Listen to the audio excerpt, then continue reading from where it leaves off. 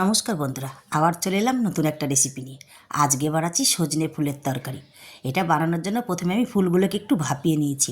তারপর কড়াইতে তেল গরম করে আলু আর বেগুনগুলোকে সামান্য নুন দিয়ে লাল করে ভেজে নিচ্ছি।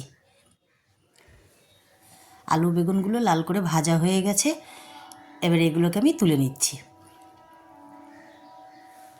এরপরে কড়াইতে আর একটু তেল দিয়ে আমি এই চাল কুমড়োর বড়িগুলোকে ভেজে নিচ্ছি।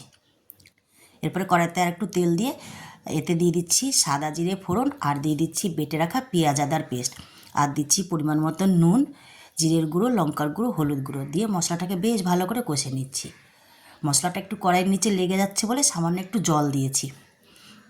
তারপরে মশলাটাকে আবার ভালো করে নাড়াচাড়া করে কষে নিয়েছি। এবার এর মধ্যে দিয়ে দিচ্ছি ভেজে রাখা বেগুন, আলু আর বড়িটা দিয়ে আবার বেশ খানিকক্ষণ সামান্য একটু জল দিয়ে কষে নিলাম।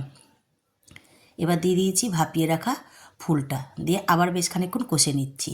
আমি অল্প তেলে রান্না করেছি বলে মাঝে মধ্যে একটু জল দিয়ে কষতে হয়েছে, কারণ সব সময় অতিরিক্ত তেল দিয়ে না খাওয়া যায় না, আর খেতে বারণও করেছে ডাক্তার যে তেলটা একটু কম খাবেন।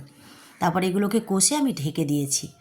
বেশ খানিকক্ষণ পর আলু আর বেগুনটা সিদ্ধ হয়ে গেছে, তখন এর মধ্যে সামান্য চিনি দিয়ে আবার বেশ খানিকক্ষণ নাড়িয়ে প্রায় শুকনো হয়ে এসেছে, তখন নামিয়ে নিয়েছি।